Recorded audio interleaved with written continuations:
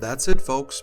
The 2021-22 NBA regular season is over, and now it's time for some more important games.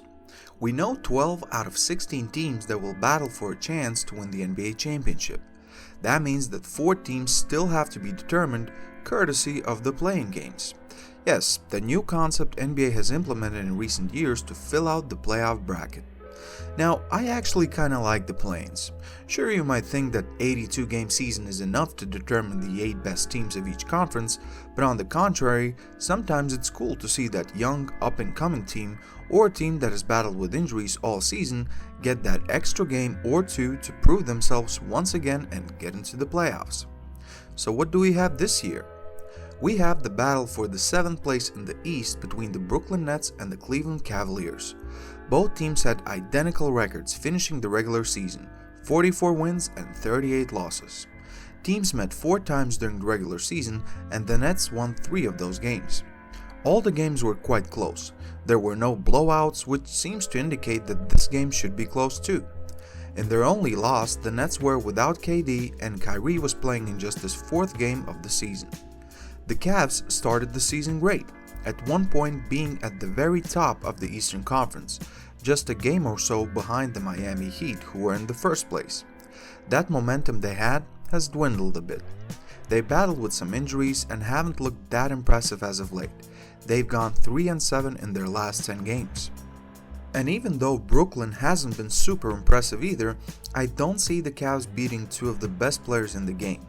Also, with the James Harden trade, Brooklyn has improved its depth.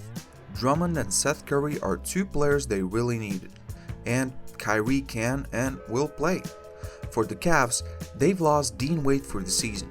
Colin Sexton won't be returning, and at least for this game, they'll be without Jarrett Allen as well. That's a big blow.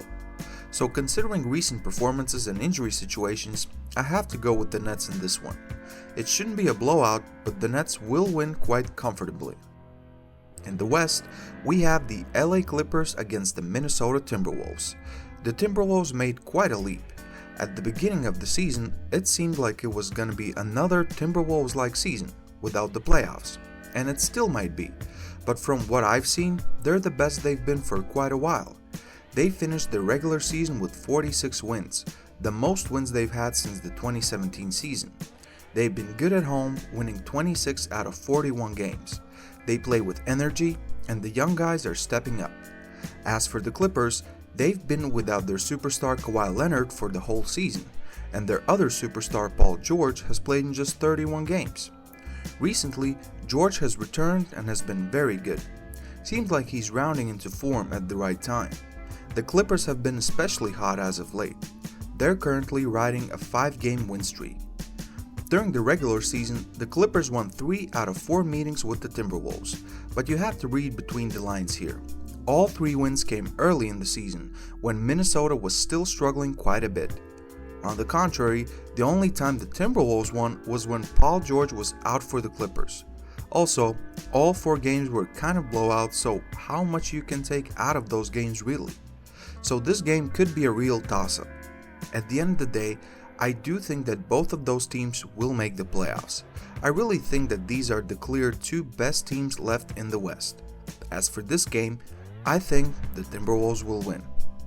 Back in East, we have the 9th-seeded Atlanta Hawks playing against the 10th-seeded Charlotte Hornets. Again, both teams with identical records of 43 wins and 39 losses. This should be a good one. The teams met 4 times during the regular season, and each team won 2 games. Each team won 1 close game, and each team won by 10 or more points. They're quite evenly matched. The best player in the series is obviously Trae Young, who's a superstar in this league. The Hawks might be without their second best player in John Collins, who's battling his injury. The Hornets have a good young team and a real chance here to pull off the win.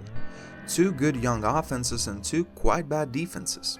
It should be a fun, high-scoring game, but I will still put my money on Trae Young, though pulling off a win here. Atlanta moves on. And in the West, we would have the 9th-seeded New Orleans Pelicans against the 10th-seeded San Antonio Spurs. It seemed like the Spurs season was lost. They even traded away one of their best young players in Derek White. But the season went on, Nobody else from the West wanted to get into the play-in tournament, and through some good, tough games, they got into the 10th place. As for the Pelicans, they've been without Zion for the whole season. Most likely, he won't play in this game either. But they traded for CJ McCollum back at the trade deadline, who's provided the necessary boost on offense. The Spurs have won 3 out of the 4 meetings this season, but I don't think that really tells the whole story. DeJounte Murray is awesome, but overall, I think the Pelicans do have better players. The Spurs are better coached and might have more team chemistry, but the Spurs will be without Doug McDermott. This is a tough one. I'm leaning towards the Pelicans though. I think Ingram or McCollum or even both of them go off in this one. So those are my predictions for the first play-in games. If I'm correct, that would mean that in the East, the Cleveland Cavaliers would face the Atlanta Hawks for the 8th seed. And in the West, the Clippers would battle with the Pelicans. As I said before, in the East, the Nets and the Cavs are clearly the best 2 teams there, so I think the Cavs win the game versus the Hawks and make the playoffs as the 8th seed. In the West, quite the same story. It's not by coincidence that the Clippers won 6 more games than the Pelicans, even without Kawhi Leonard and Paul George for most of the season. They're just better coached, and a better overall team.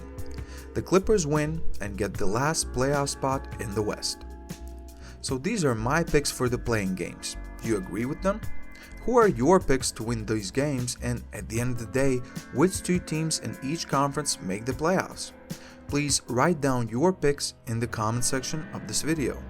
Don't forget to leave a like for the video, and please also consider subscribing to my YouTube channel. Thank you very much for watching. This is Purple Prince, and I'm out.